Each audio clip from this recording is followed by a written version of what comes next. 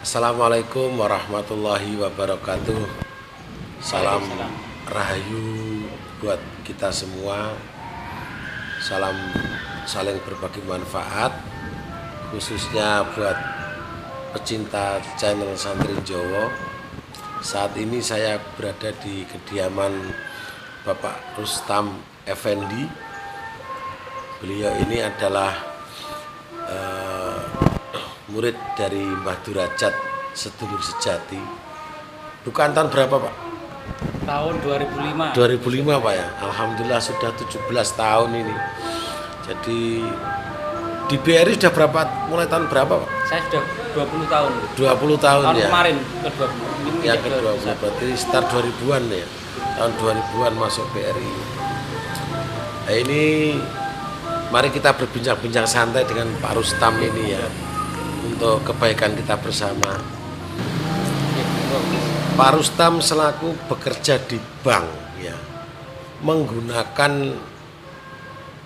sang rasa sejati Pak ya, setelah mendapatkan bukaan dari sedulur sejati, bagaimana mengaplikasikan sang rasa sejati tadi itu di dalam pekerjaan, khususnya di perbankan Pak. Gini Gus, Ya, rasa sejati itu kan pembukaan rasa. Kalau belum dibuka mungkin kita kepekaan kita turun. Gini, kepekaan turun ya. turun. Waktu lahir kenapa bayi itu pernah ya ada kecelakaan bayi ternyata malah selamat. Itu kan Ya, ya, betul, malah ya. selamat. Ya. Orang tuanya malah nggak selamat. Kan sering. Ya, ya, Karena sering. itu ono sing ngomong, Gus. Ada yang Oh, ngomong, iya, ada iya, yang ngomong. iya. Dan itu semakin dewasa hati istilahnya hati ya. Itu Iya. kan semakin tertutup. Akhirnya kita kehilangan kepekaan. Nah, Ya, ya, dengan ya, dibuka itu mau dimasukkan lagi kepekaan itu. Iya. Nah, seperti waktu itu ceritanya Kanjeng Nabi mau ke Sidratul Muntaha, mau Isra, itu kan dibersihkan hatinya. Mungkin ya seperti itu, menjadi peka, menjadi bisa mengerti dirinya sendiri, mengerti di sekitar kita ada apa. Justru orang yang nggak pernah pembukaan mungkin nggak ada masalah. Wah, masalah ngono kok dipikir, masalah ngono kok dibahas. Karena memang kan tertutup. Nggak peka Nggak istilahnya. peka. Ketika habis dibuka, akhirnya menjadi peka. Menjadi peka. Dan peka itu umpama kita tidak siap ya bahaya kan. Makanya ilmu itu nggak sekedar kita mencari, iya, apapun itu Ilmu spiritual. ilmu spiritual. Peka dengan hal-hal yang tidak dilihat intinya. Peka dengan hal-hal yang tidak dilihat. Kalau hal-hal yang dilihat kan semua orang bisa kan, panca indera kita kan sama. Yang indera keenamnya yang beda kan. Indera keenamnya yang beda. Jadi, yang punya indera keenam akhirnya kadang-kadang justru lima inderanya malah diturunkan. Kadang-kadang ketemu orang pun dia merasakan, oh orang ini seperti ini. Dengan indera keenamnya sudah Ada getaran, ada getaran. merasakan getaran. Tapi itu ya tetap harus diolah. Diolah artinya harus dibiasakan sehingga tidak salah. Semakin ketemu orang banyak dicocokkan. Oh ternyata benar. Tapi kalau sudah benar-benar menyatu, apapun itu 99% benar. Kalau sudah benar-benar proses sejati loh ya, pangandikan sejati 99% benar. Kadang-kadang tahu sebelum terjadi. Ya, tahu sebelum terjadi. Dan kalau ilmu yang nggak kelihatan, kita nggak boleh ngoyo, nggak boleh terlalu terlalu ngoyo, nggak boleh Kudu terus iso, kita kudu iso. iya kita bahas tiap hari. Justru nanti kalau kita bahas tiap hari nanti yang keluar malah yang lain-lain malah beda pendapat. Soalnya ilmu yang dirasakan kok. Oh, dirasa dihayati gini dihayati begini. Soalnya kalau di logika tidak semua masuk logika kan. Tapi sebenarnya kalau sudah masuk itu logika. Soalnya dalam Al-Quran sebenarnya itu menceritakan diri kita sendiri. Jadi kalau sudah umpama kita bisa mengungkap sejati ini diri kita sendiri, ya disitulah kebenaran. Dan kebenaran yang dibukukan, yang sampai sekarang paling bagus adalah, yang paling sempurna adalah Al-Quran. Makanya kita sempurna ya hampir sama dengan Al-Quran. Jadi kita itu Ayat-ayat yang berjalan. iya apa? Ya. Nah, seperti itu. Kalau kita benar-benar artinya dalam tiap helaan nafas kita itu berpikir tentang keadilan, kebenaran, kesejatian. Yang kesejatian kan milik Tuhan. Dan berarti kita kan kalau ingin dekat dengan Tuhan, kalau kita ini tangan kanannya Tuhan, makhluknya Tuhan, ya pinginnya kan kebenaran itu terus. Nggak takut gini kata orang begini, nggak takut tentang hukum alam, itu tentang hukum yang dibuat manusia, tentang apa kata manusia, itu nggak takut. Yang ditakut hanya saya takut kalau jauh dari Tuhan gitu kan. Kalau ingin dekat dengan Tuhan, ya laksanakan kebenaran, bener becik niku. Itu inti dari ilmu sejati itu bener becik. Kalau kita sudah bener becik, nanti kita bisa memunculkan getaran. Nanti getaran itu menimbulkan frekuensi bener becik, itulah nanti yang akan dituju semua makhluk Tuhan. Jadi kita mau bertemu dengan setan, frekuensi ini kan, mau bertemu dengan malaikat, frekuensi ini. Semakin frekuensi kita semakin tinggi, artinya getaran kita makin lembut dan makin banyak. Itu istilahnya rentang oktav dari frekuensi kita semakin panjang, itu siapapun nanti bisa kita jangkau. Dan ketika nanti misalkan kita berperang dengan siapa, tinggal kita iki lo aku makhluk Tuhan, iki frekuensiku, ayo bergabung dengan aku. Semua akan bergabung, dan tinggal kita mau apa, sampai di situ. Semua itu namanya tawadu. Nah, Namanya apa? Jadi bukan kok kalah menang, bukan, tapi mendukung. semua mendukung. Mendukung namanya apa? Mestakung. Semesta mendukung. Ini. Nah, seperti itu. Karena gitu Pak Rustam ya. Betul. Itu orang kok kalah menang gak loh. Nah, itu Mereka kan itu hanya akan mendukung, alam ini akan mendukung. mendukung. Baik alam gaib dan alam nyata. alam nyata dan alam Alam tidak nyata itu akan alam mendukung. nyata ya. Mau tadi yang saya sebutkan di sini ada jaringan seperti ini. Jaringan pun akan menguji kita toh.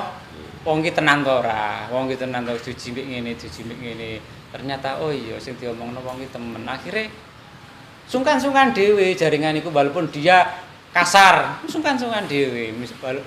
Tapi kasar kan ada memang bagian kasar, ini bagian lembut, ada sendiri-sendiri. Itu akan akhirnya ternyata temen sing diomongno. Akhirnya jaringan nyata pun bergabung, Ya, mendukung. Bukan mendukung. Dan itu dirasa. Dan itu dirasa. Yang paling hebat itu kan yang tadi jaringan frekuensi tadi. Jaringan frekuensi itu. Cuma jaringan frekuensi itu tidak instan. Ya bisa instan, misalnya kita iki dalam posisi tertinggi, misalkan kita suatu saat tidak ada jalan lain, tapi saya itu tidak punya apa, saya hanya pasrahkan pada Tuhan. Ketika kita dalam frekuensi sangat teraniaya. Itu Quran juga pernah menjelaskan sangat teraniaya, kan muncul sampai gini depresi dan sebagainya, muncul frekuensi walaupun kita tidak punya ilmunya sebenarnya. Malaikat kasihan, ini memang dia berdoa seperti ini, coba saya bantu, kan mesti gitu. Nah, apalagi kamu kalau kita tahu ilmunya, misalkan kita hanya ini ada seperti ini jelas, luruskan, itu aja sudah, misalkan bla bla bla bla bla, tapi jangan kita terus menjustis, mendikte dan sebagainya. Itu tetap nanti ada imbasnya di jangka panjang. Itu intinya jangan untuk pribadi. Kalau pribadi itu untuk istilahnya tameng saja. Kalau kita bertarung itu atas nama kebenaran, atas nama organisasi, misalkan membela Islam, nah, membela negara, itu dipakai ilmu itu dipakai, ilmu menyerang itu dipakai. Ketika untuk diri sendiri itu bertahan saja, ketika bertahan kamu semakin, ilmu bertahanmu semakin tinggi, nanti ilmu menyerangmu semakin sama, daya menyerangmu akan semakin besar. Ketika kamu dibutuhkan, nanti istilahnya setiap tadi loh, rentang frekuensi semakin tinggi, wis sing mau bergabung semakin banyak, diakui di alam tidak nyata kan. Tapi kita harus hati-hati, bertahap. Ketika kita ternyata berada di lingkungan yang kurang baik, jangan-jangan nanti kita kaget kan itu kan. Makanya harus ada guru yang membimbing. Kalau ketika ada seperti ini, itu sebenarnya gimana?